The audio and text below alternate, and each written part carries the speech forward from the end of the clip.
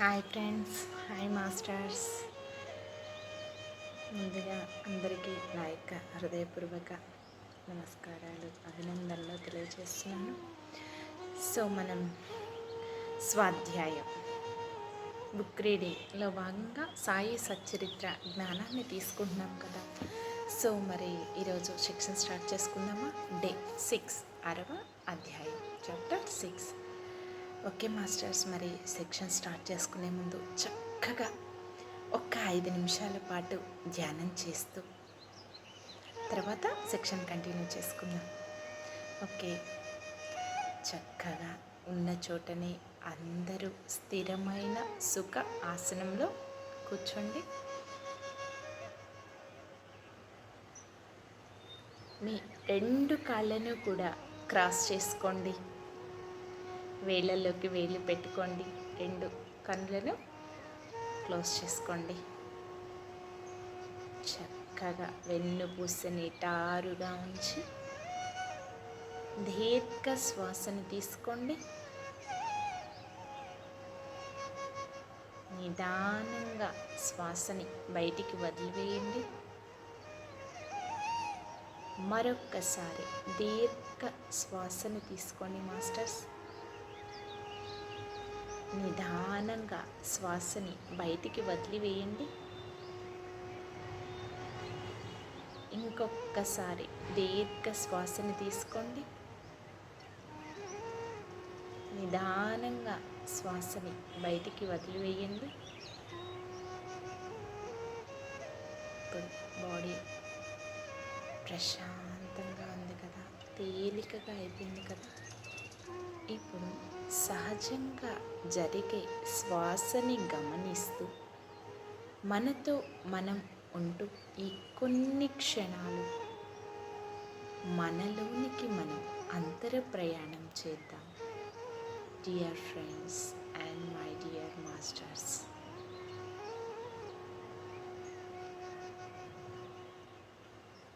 శ్వాస మీద ధ్యాస చక్కగా ఎరుకతో ఉందాం.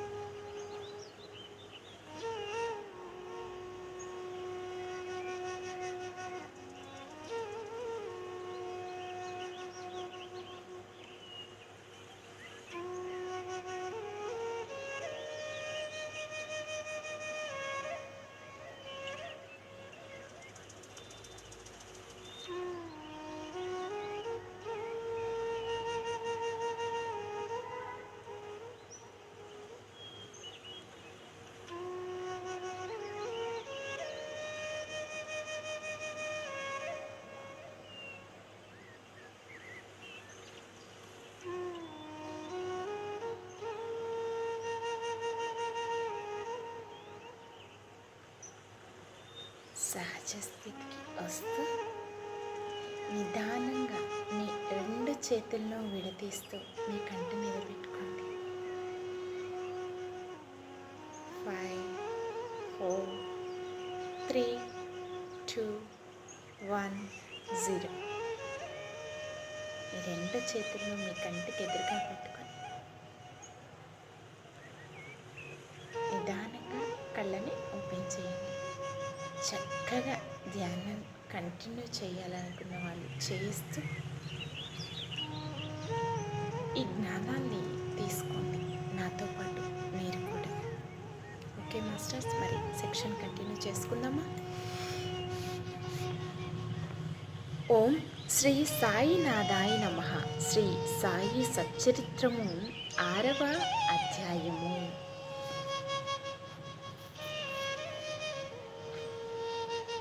సాయిబాబా యొక్క అనుమతి, వాగ్దానము, ఉరుసు ఉత్సవము, చందనోత్సవము, ఉరుసు శ్రీరామనవమి ఉత్సవంగా మారిన వైనము, మసీదుకు మరమ్మతులు.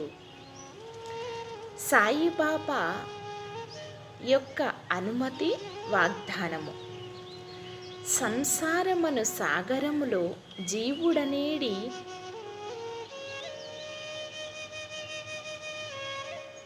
నీడను సద్గురుడై సారంగువై నడుపునప్పుడు అది సులభముగాను సురక్షితముగాను గమ్యమును చేరును.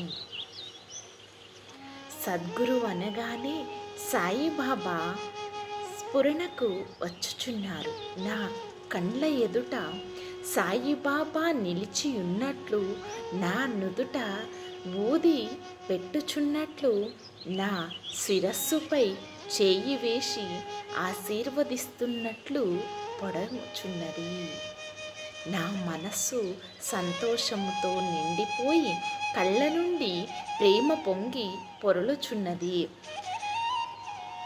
గురు హస్త స్పర్శ మహిమ అద్భుతమైనది.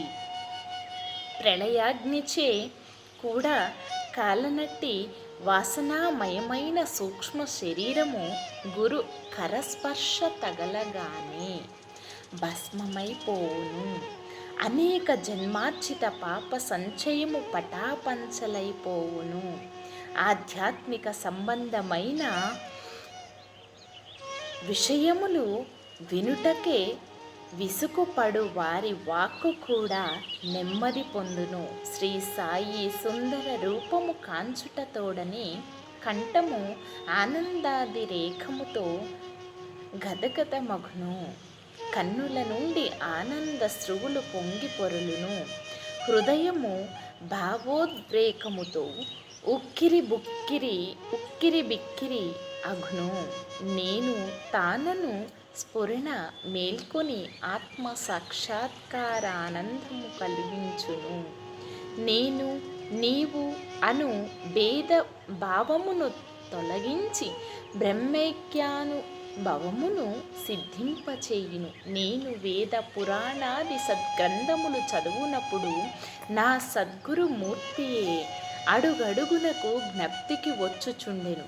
నా సద్గురువైన శ్రీ సాయిబాబాయే శ్రీరాముడిగా శ్రీకృష్ణుడిగా నా యందు నిలచి తమ లీలలను తామే వినిపింపచేయునట్లు తోచును. నేను భగవత్ పారాయణకు పూనుకొనగానే శ్రీ సాయి ఆపదమస్తకము కృష్ణుని వలె కనిపించును. భాగవతము, ఉద్ధవ గీతము తామే పాడుచున్నట్లుగా అనిపించును. ఎవరితోనైనా సంభాషించునప్పుడు సాయిబాబా కథలే ఉదాహరణములుగా నిచ్చుటకు జ్ఞప్తికి వచ్చును. నాకే నేను ఏదైనా వ్రాయ తలపెట్టినచో ఒక్క మాట కానీ వాక్యము కానీ వ్రాయుటకు రాదు. వారి ఆశీర్వాదము లభించిన వెంటనే రచన ధారావంతులైనట్లు సాగును. భక్తునిలో అహంకారము విజృంభించగానే బాబా దానిని అణచివేయును. తన శక్తితో వాని కోరికలను నెరవేర్చి సంతుష్టి చేసి ఆశీర్వదించును. సాయి పాదములను సాష్టాంగ నమస్కారము చేసి సర్వస్వ శరణాగతి చేసిన వారు ధర్మార్థ కామ మోక్షములు కరతాళమ ఆ, మోక్షములు కరతాళమకములగును. భగవత్ సాన్నిధ్యమునకు పోవుటకు కర్మ జ్ఞాన యోగ భక్తి మార్గములనేడు 4 త్రోవలు కలవు. అన్నింటిలో భక్తి మార్గము కష్టమైనది. అది ముండ్ల గోతులతో నిండి ఉండును. సద్గురుని సహాయముతో ముండ్లను గోతులను తప్పించుకొని ముందుకు సాగినచో గమ్యస్థానము అవలీలగా చేరవచ్చును. ఈ సత్యమును దృఢముగా నమ్ముటకు శ్రీ సాయిబాబా నొక్కి వక్కణించేడివారు.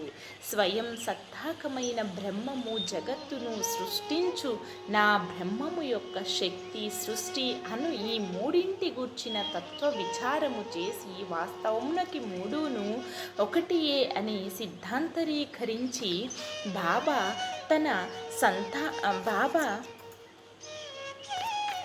తన భక్తుల శ్రేయస్సుకై చేసిన అభయ ప్రధాన వాక్యములను రచయిత ఈ క్రింద ఉదాహరించుచున్నాడు.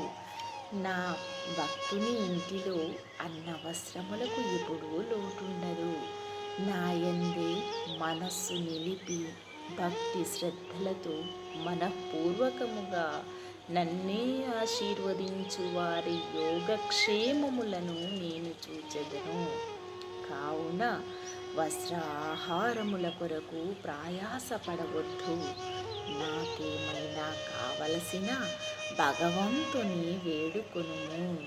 ప్రపంచములోని కీర్తి ప్రతిష్టలకే ప్రాకులాడుట మాని దైవము యొక్క దర్బారులో మన్ననలు పొందుటకు భగవంతుని కరుణా కటాక్షములు సంపాదించుటకు యత్నించుము.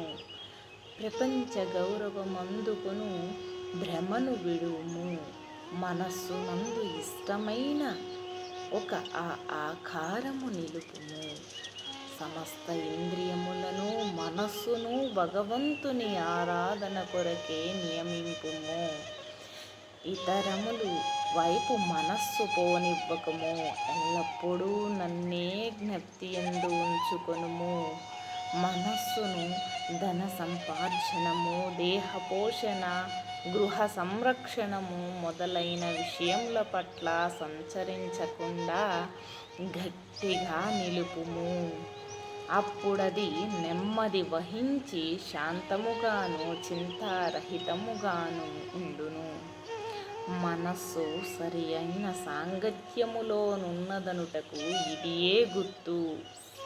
చంచల మనస్కునకు స్వస్థతము చిక్కదు. బాబా మాటలు దహకరించిన పిమ్మట గ్రంథకర్త షిరిడీలో జరుగు శ్రీరామనవమి ఉత్సవమును వర్ణించుటకు పూనుకొనెను. షిరిడీలో జరుగు ఉత్సవం అన్నింటిలో శ్రీరామనవమే గొప్పది. సాయి లీల పత్రికలో షిరిడీలో జరుగు శ్రీరామనవమి ఉత్సవము గురించి విపులముగా వర్ణింపబడినది. దాని సంగ్రహమిట పేర్కొనబడినది. ఉరుసు ఉత్సవము కోపార్గాంలో గోపాలరావు గుండ్ అను నతడు పోలీస్ సర్కిల్ ఇన్స్పెక్టర్గా నుండెను. అతడు బాబాకు గొప్ప భక్తుడు.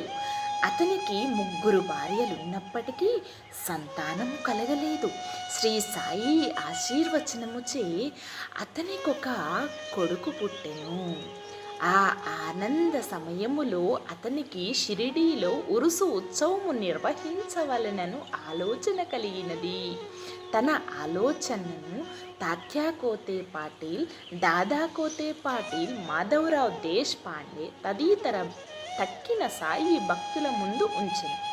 వారంతా దీనిని ఆమోదించిరి. బాబా ఆశీర్వాదమును అనుమతిని పొందిరి.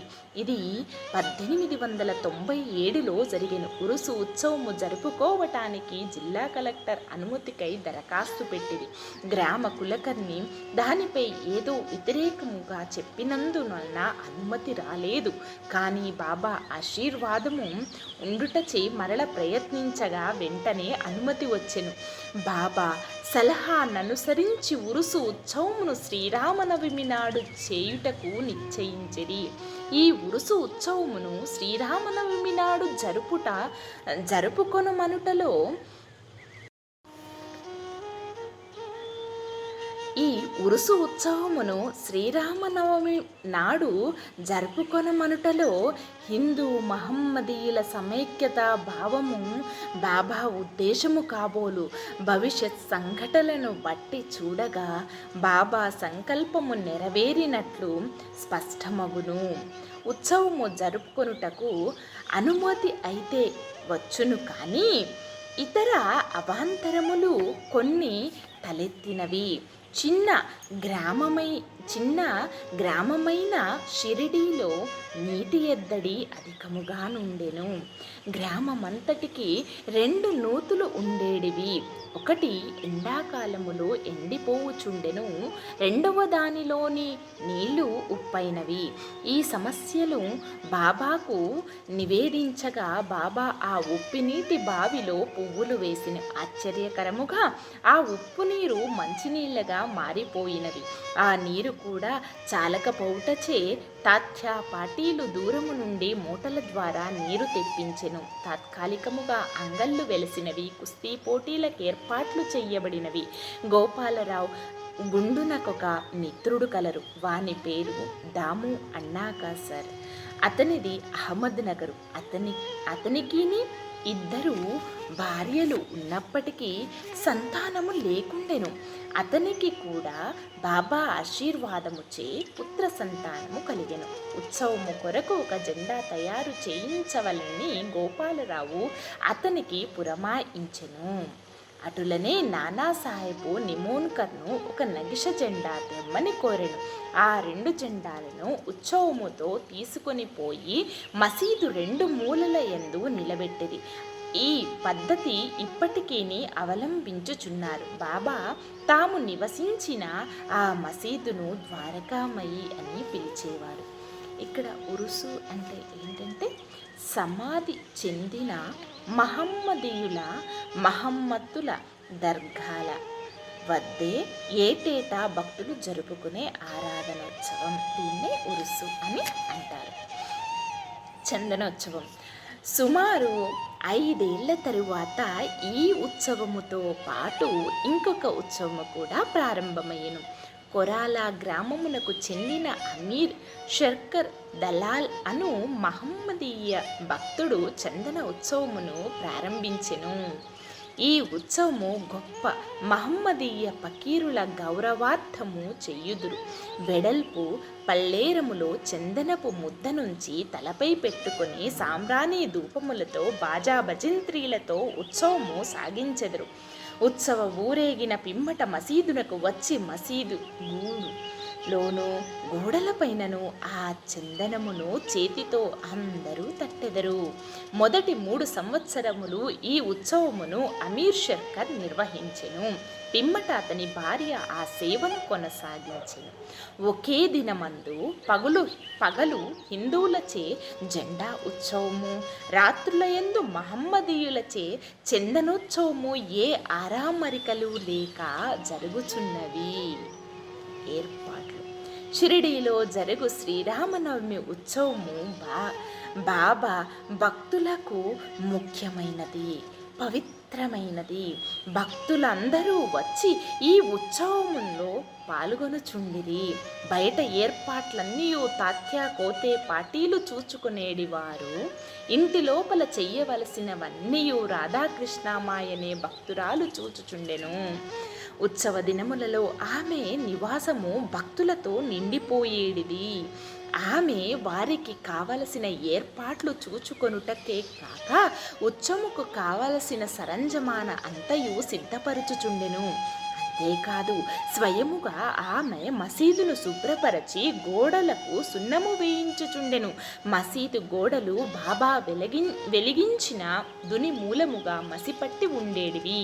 మండుచున్న దునితో సహా మసీదులోని వస్తువులన్నింటినీ తీసి బయటపెట్టి మసీదు గోడలను చక్కగా కడిగి వెళ్ళవేయించుచుండెను. ఆమె ఇదంతయు బాబా చావడిలో పరుండునప్పుడు చేసేటిది. ఈ పనిని శ్రీరామనవమికి ఒకరోజు ముందే పూర్తి చేయుచుండెను. పేదలకు అన్నదానమనినను బాబాకు చాలా ప్రీతి. అందుచే ఈ ఉత్సవ సమయమందు అన్నదానము విరివిరిగా చేయుచుండిది.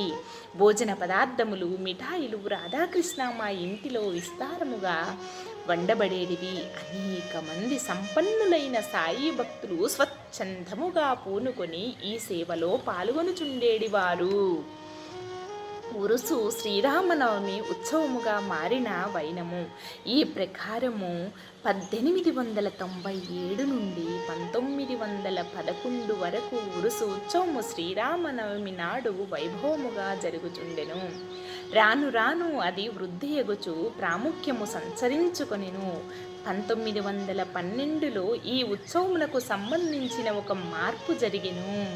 శ్రీ సాయినాథ్ సగుణోపాసన గ్రంథకర్త అయిన కృష్ణారావు జాగేశ్వర్ భీష్మ అనువాడు దాదాసాహెబ్ కపట్టేతో కలిసి ఉత్సవమునకు వచ్చెను. వారు దీక్షిత్వాడాలో బస చేసిరి. ఉత్సవము ముందు రోజు కృష్ణారావు దీక్షిత్వాడ వసారలో పండుకొని ఉండెను. ఆ సమయంలో లక్ష్మణ్ రావు ఉరఫ్ కాకా మహాజని పూజా పరికరముల పల్లెములతో మసీదునకు పోవుచుండెను. అతనిని చూడగానే భీష్మకు ఒక కొత్త ఆలోచన తట్టెను. వెంటనే కాకా మహాజని దగ్గరకు పిలిచి అతనితో ఉరుసు ఉత్సవమును శ్రీరామనవమి నాడు చెయ్యమంటలో భగవత్ ఉద్దేశము ఏదియో ఉండవచ్చును. శ్రీరామనవమి హిందువులకు చాలా ముఖ్యమైన పర్వదినము కనుక ఈ దినమందు రామజన్మోత్సవము ఏల జరపకూడదని అడిగెను. కాకా మహాజని ఆ ఆలోచన బాగా నచ్చినది. తమ సంకల్పమునకు బాబా అనుమతి సంపాదించుటకు అమత్తమయ్యేది. కానీ భగవత్ సంకీర్తన చేయుటకు అంత తక్కువ వ్యవధిలో హరిదాసును సంపాదించుట కష్టము. ఈ సమస్యను కూడా తుదకు భీష్మాయే పరిష్కరించెను. ఎట్లనా అతని వద్ద రామైక్యనమను శ్రీరాముని చరిత్ర సిద్ధముగా నుంటచే అతడే దానిని సంకీర్తన చేయుటకు కాకా మహాజని హార్మోనియము వాయించుటకు తీర్మానించిరి. చక్కెరతో కలిపిన సొంటిగుండ ప్రసాదము రాధాకృష్ణమాయి చేయుటకు ఏర్పాటయ్యను. బాబా అనుమతి పొందుటకై వారు మసీదుకు పోయిరి. సర్వజ్ఞుడైన బాబా వాడాలో ఏమి జరుగుతున్నదని మహాజన్ని ప్రశ్నించెను. బాబా అడిగిన ప్రశ్నల్లోని అంతరార్థమును మహాజని గ్రహించలేక ఏమీ జవాబివ్వక మౌనంగా ఉండెను. బాబా అదే ప్రశ్న భీష్మాని అడిగెను. అతడు శ్రీరామనవమి ఉత్సవము చెయ్యవలయననియు తమ ఆలోచనను బాబాకు వివరించి అందులకు బాబా అనుమతి ఇవ్వవలనను కోరెను. బాబా వెంటనే ఆశీర్వదించెను. అందరూ సంతసించి రామ జయంతి ఉత్సవమునకు సంసిద్ధులయ్యిరి. ఆ మరుసటి దినము మసీదును అలంకరించిరి. రాధాకృష్ణమాయి ఒక ఊయలనిచ్చెను. దానిని బాబా ఆసనము ముందు వేలాడకట్టిరి. శ్రీరామ జన్మోత్సవ వేడుకలు ప్రారంభమయ్యెను. భీష్ముడు కీర్తన చేయుటకు లేచెను. మహాజని హార్మోనియము ముందు కూర్చొనెను. అప్పుడే లెండి నుండి మసీదుకు వచ్చిన బాబా అదంతయు చూచి మహాజనిని పిలిపించెను. రామ జన్మోత్సవము జరుపుటకు బాబా ఒప్పుకొనునో లేదో ఏమగునో అని జంకుతూ అతడు బాబా వద్దకు వెళ్ళెను. అది ఎంతయు ఏమని అడుగగా ఏమని అక్కడ ఊయల ఎందుకు కట్టిరని బాబా అతనిని అడిగెను. శ్రీరామనవమి మహోత్సవము ప్రారంభమైనదనియు అందులకే ఊయల కట్టిరనియు అతడు చెప్పెను. బాబా మసీదులో నుండి భగవంతుని నిర్గుణ స్వరూపమును సూచించి నింబారు నుండి 2 పూలమాలలు తీసి ఒకటి మహాజని మెడలో వేసి ఇంకొకటి భీష్మకు పంపెను. హరికథ ప్రారంభమయ్యను. రామ కథ సంకీర్తనము ముగియగానే బాజా భజంత్రీల ధ్వనుల మధ్య శ్రీరామచంద్రమూర్తికి జై, శ్రీరామచంద్రమూర్తికి జై అను జయ జయ ధ్వానములు చెయ్యుచు పరమ ఉత్సాహముతో అందరూ ఒకరిపై ఒకరు గుల్లాలు అంటే ఎర్ర రంగు పొడి చల్లుకొనిది. అంతలో నొక గర్జన వినపడెను. భక్తులు చల్లుకొని చుండిన గుల్లాలు ఎటులనో పోయి బాబా కంటిలో పడెను. బాబా కోపముతో బిగ్గరగా తిట్టుట ప్రారంభించెను. అది చూచి చాలామంది భయముతో పారిపోయిరి. కానీ బాబా యొక్క సన్నిహిత భక్తులు మాత్రము అవన్నీ తిట్ట రూపములో బాబా తమకిచ్చిన ఆశీర్వాదములని గ్రహించి కదలక అక్కడనే ఉండిరి. శ్రీరామ జయంతి నాడు రావణుడనే అహంకారిది హరిషడ్వర్గములను సంహరించుటకు శ్రీ సాయి రూపములో నిన్న శ్రీరాముడు గ్రహించుట సహజమే కదా అని భావించిరి. షిరిడీలో ఏదైనా క్రొత్తది ప్రారంభించినప్పుడు ఎల్లా బాబా కోపించుట ఒక రివాజు. దీనిని తెలిసిన వారు గమ్మున నూరకుండిరి. తన ఊయలను బాబా విరుచునని భయముతో రాధాకృష్ణమాయి మహాజనిని పిలిచి ఊయలను తీసుకొని రమ్మనెను. మహాజని పోయి దాన్ని విప్పుచుండగా బాబా అతని వద్దకు పోయి ఊయలను తీయవలదని చెప్పెను. కొంతసేపటికి బాబా శాంతించెను. ఆనాటి మహాపూజ హారతి మొదలగునవి ముగిసెను. సాయంత్రము మహాజని పోయి ఊయలను విప్పుచుండగా ఇంకనూ దాని అవసరం ఉందనెను కనుక దానిని విప్పవద్దని బాబా అతనిని వారించెను. రామనవమి మరుసటి దినము జరుపు గోపాలోత్సవముతో కానీ ఉత్సవము పూర్తి కాదన్న విషయము అప్పుడు భక్తులకు స్ఫురించెను. మరునాడు శ్రీకృష్ణ జన్మము నాడు పాటించు కలాహండి అను ఉత్సవము జరిపిరి. కలాహండి అనగా నల్లని కుండలో అటుకులు, పెరుగు, ఉప్పు, కారం కలిపి వేలాడకట్టెదరు. హరికథ సమాప్తమైన వెంటనే దీనిని కట్టెతో పగలకొట్టెదరు. రాలిపడిన అటుకులను భక్తులకు ప్రసాదముగా పంచిపెట్టెదరు. శ్రీకృష్ణ పరమాత్ముడు ఈ మాదిరిగానే తన స్నేహితులకు గొల్ల పిల్లవాండ్లకు పంచిపెట్టుచుండెను. ఆ మరుసటి దినము ఇవన్నీ పూర్తి అయిన పిమ్మట ఊయలను విప్పుటకు బాబా సమ్మతించెను. శ్రీరామనవమి వేడుకలు ఈ విధముగా జరిగిపోవుచుండగా పగటి వేళ పతాకోత్సవము, రాత్రియందు చందనోత్సవము కూడా యథావిధిగా జరిగినవి. ఈ విధముగా ఆనాటి నుంచి ఉరుచు ఉత్సవము శ్రీరామనవమి ఉత్సవముగా మారెను. 1913 నుండి శ్రీరామనవమి ఉత్సవంలోని అంశంలో క్రమముగా హెచ్చినవి. చైత్రపాడ్యము నుండి రాధాకృష్ణమాయి నామ సప్తాహము ప్రారంభించుచుండెను. భక్తులందరూ వంతుల వారీగా అందు పాల్గొనుచుండిరి. ఒక్కొక్కప్పుడు రాధాకృష్ణమాయి కూడా వేకువజాముననే భజనలో చేరుచుండెను. శ్రీరామనవమి ఉత్సవము దేశమంతటా జరుగుటచే హరికథ కాలక్షేపము చేయు హరిదాసులు దొరుకుటకు దుర్లభముగా నుండెను. శ్రీరామనవమికి 5-6 రోజుల ముందు ఆధునిక తుకారాం అని పిలువబడే బాలాబువ మాలియాను సంకీర్తనకారుని కాకా మహాజని యాదృచ్ఛికముగా కలియుట తటస్థించినది.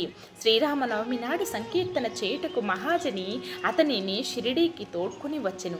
ఆ మరుసటి సంవత్సరము కూడా అనగా 1914లో తన స్వగ్రామమైన సతారా జిల్లా బృహత్ సిద్దక్వటే గ్రామములో ప్లేగు వ్యాపించి ఉండుట చేత బాలాబువ సత్కార్ సంకీర్తన కార్యక్రమములు లేక ఖాళీగా నుండెను. కాకాసాహెబ్ దీక్షిత్ ద్వారా బాబా అనుమతి పొంది అతడు షిరిడీ వచ్చి హరికథ సంకీర్తనము చేసెను.